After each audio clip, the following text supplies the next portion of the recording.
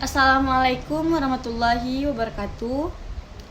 Yang terhormat Bapak dosen pengampu mata kuliah Filsafat Pendidikan.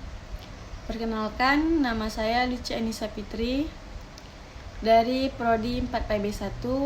Baiklah, video ini untuk menjawab soal UAS dari mata kuliah Filsafat Pendidikan. Yang pertama, saya akan menjawab tentang masalah pendidik atau guru Islam saat ini dan apa solusinya. Masalah yang pertama yaitu penguasaan materinya masih kurang sehingga menjadi penyebab wawasan anak murid rendah.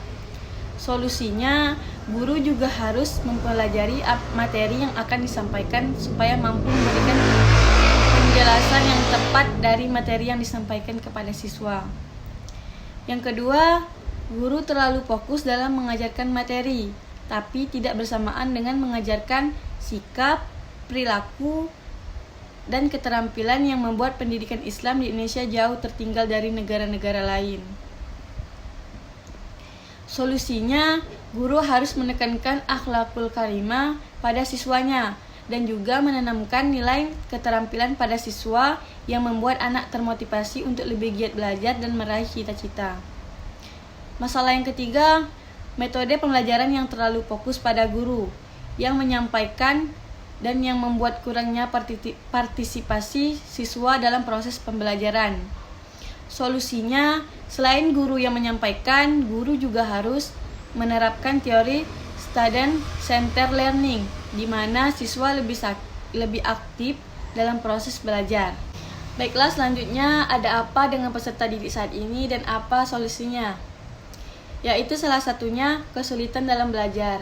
Penyebabnya ada dua, yaitu dari faktor intern dan faktor ekstern. Faktor intern ialah yang ada pada pribadi peserta didik. Penyebabnya ada tiga, yaitu kognitif. Kognitif itu keterbatasan intelijensi siswa, maksudnya keterbatasan daya berpikir dan daya mengingat siswa. Yang kedua, afektif, ialah ranah rasa, kaitannya dengan sikap dan emosi. Siswa itu memiliki dan mengalami kesulitan belajar, tidak bisa mengontrol emosi atau sikapnya.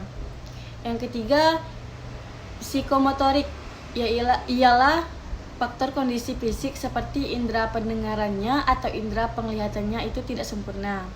Yang kedua, faktor eksternal, yaitu faktor dari luar. Faktor dari luar itu ada terbagi dua.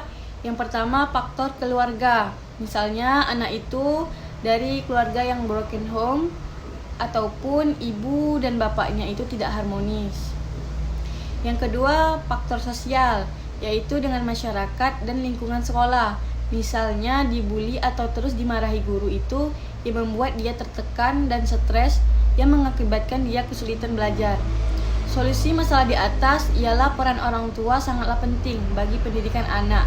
Orang tua harus siap memberikan pertolongan dengan membantu kesulitan yang dihadapi anak, mengatasi masalah belajar, memberikan dukungan kepada anak, dan menjadi teladan bagi anak-anak. Perhatian yang diberikan orang tua terhadap anak dapat berpengaruh terhadap motivasi belajarnya. C. Mengapa lembaga pendidikan Islam kurang diminati dan apa solusinya? Karena masyarakat masih beranggapan kualitas di lembaga pendidikan Islam masih kurang juga, dan juga kurangnya perhatian pemerintah terhadap lembaga pendidikan Islam. Sedangkan anggaran di pendidikan negeri mendapatkan alokasi dana dan perhatian lebih dari pemerintah. Solusinya, guru lembaga pendidikan Islam harus terus meningkatkan kualitasnya karena dari prestasi siswa pendidikan Islam tidak kalah dengan sekolah negeri. Yang kedua, apa itu masyarakat? Masyarakat ialah sekumpulan individu-individu yang kecil atau besar, terikat pada satuan adat istiadat, kebiasaan atau hukum, dan hidup dalam kebersamaan. Dan apa yang harus dilakukan masyarakat untuk meningkatkan mutu pendidikan Islam? Yang pertama, keluarga. Keluarga ialah individu yang tak terpisahkan dari masyarakat, dan keluarga memiliki peranan dalam masyarakat ialah memberikan dorongan dalam pendidikan Islam. Yang kedua, masyarakat ikut berpartisipasi dalam komite di sekolah. Yang ketiga, masyarakat juga memberikan pengetahuan keislaman itu bisa dilakukan dengan memanfaatkan masjid atau musola. Misalnya di masjid atau musola, anak-anak belajar membaca Al-Quran atau belajar mengaji, dan yang mengajarkan anak-anak itu salah satu dari bentuk masyarakat dalam upaya meningkatkan mutu pendidikan Islam. Yang ketiga, penjelasan tentang lifelong education atau pendidikan seumur hidup. Lifelong education ialah bahwa pendidikan tidak hanya berlangsung selama seseorang belajar di lembaga pendidikan formal. Seseorang masih dapat memperoleh pendidikan setelah selesai menjalani pendidikan formal. Lifelong education dalam pandangan Islam, di dalam hadis utlubul ilma minal mahdi ilal lahdi, yang artinya tututlah ilmu sejak dari buayan sampai liang lahat. Walaupun hadis ini tidak dipastikan hadis sahih, namun banyak ayat-ayat dalam Al-Quran yang menjelaskan tentang keutamaan orang-orang yang berilmu dan keutamaan orang-orang yang selalu gemar mencari ilmu. Ia tidak sebatas apa yang dia miliki, namun tetap belajar, dan itulah yang diinginkan Islam, bahwa setiap muslim harus tetap meningkatkan kemampuan dalam menghadapi tantangan zaman dan keadaan, terutama di era modern ini. Selanjutnya, sejauh mana urgensi lifelong education untuk menciptakan civil society? Masyarakat yang mendukung civil society dengan karakteristik budaya dan peradaban modern memperlihatkan perbedaan prinsip bila dibandingkan dengan masyarakat tradisional yang feodal dan paternalistik. Komitmen perubahan struktural dalam kehidupan politik memerlukan perubahan dengan menghilangkan segenap hal yang berbau feodalisme dan paternalistik ke arah yang semangat civil society yang lebih bertumpu dan berasaskan kesetaraan dan kebebasan. Dan upaya yang saya lakukan untuk mengimplementasikan dan membudayakan lifelong education di tempat tinggal saya adalah dengan membuat strategi pendidikan yang mengakui semua tempat pembelajaran, baik di tengah masyarakat, tempat kerja, ataupun dalam keluarga, dan di setiap kehidupan sosial kemasyarakatan. Baiklah, soal nomor 4 menjelaskan tentang konsep pendidikan Nahdlatul Ulama dan Muhammadiyah. Yang pertama, Nahdlatul Ulama dalam konsep pendidikan merupakan manifestasi dari kehidupan keagamaan, sosial, dan budaya dari para kiai. Dengan demikian, Nahdlatul Ulama dan para kiai sebagai sentral selalu mengaitkan diri dalam membentuk masyarakat. Kekompakan itu merupakan lembaga yang mempunyai peran kuat dalam pengembangan dan masyarakat Islam. Pada kualitas sumber daya manusia harus ditingkatkan melalui institusi yang bergerak dalam bidang pendidikan.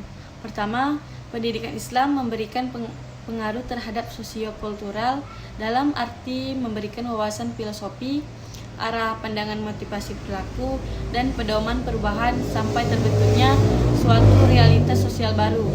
Kedua, pendidikan Islam dipengaruhi oleh perubahan sosial dan lingkungan sosiokultural dalam penentuan sistem pendidikan. Dan pendidikan Muhammadiyah adalah penyiapan lingkungan yang memungkinkan seseorang tumbuh sebagai manusia yang menyadari kehadiran Allah Subhanahu wa Ta'ala sebagai Rabb dan menguasai ilmu pengetahuan, teknologi, dan seni atau iptek. Dengan kesadaran spiritual, makrifat atau iman dan tauhid, dan penguasaan iptek, seseorang mampu memenuhi kebutuhan hidupnya secara mandiri, peduli sesama yang menderita akibat kebodohan dan kemiskinan, senantiasa menyebarluaskan kemakmuran, mencegah kemungkaran bagi pemuliaan kemanusiaan dalam kerangka kehidupan bersama yang ramah lingkungan, dalam sebuah bangsa dan tata pergaulan dunia yang adil, beradab, dan sejahtera sebagai ibadah kepada Allah. Persamaan antara NU dengan Muhammadiyah yakni bergerak dalam bidang sosial dan politik. NU dan Muhammadiyah tidak bergerak dalam politik praktis. Dan perbedaannya, NU dikenal dengan toleransinya terhadap tradisi-tradisi yang ada di Indonesia, sementara Muhammadiyah dikenal dengan istilah pemurnian Islam dan gebrakannya dalam dunia pendidikan. Dua organisasi ini dianggap sebagai organisasi Islam terbesar di Indonesia. Dan sikap saya terhadap kedua organisasi keagamaan terbesar di Indonesia ialah tidak menjelek-jelekkan dan membandingkan salah satu dari organisasi tersebut, karena NU dan Muhammadiyah sama-sama mengaku Tuhan itu Allah dan Tuhan itu Esa, juga sama-sama mengaku Muhammad itu adalah utusan Allah. Saya tetap menghargai siapapun orang yang termasuk dalam organisasi NU ataupun Muhammadiyah. Baiklah, itulah yang dapat saya sampaikan. Jika ada kurangnya saya mohon maaf. Saya akhiri, wabillahi taufiq wal hidayah. Wassalamualaikum warahmatullahi wabarakatuh.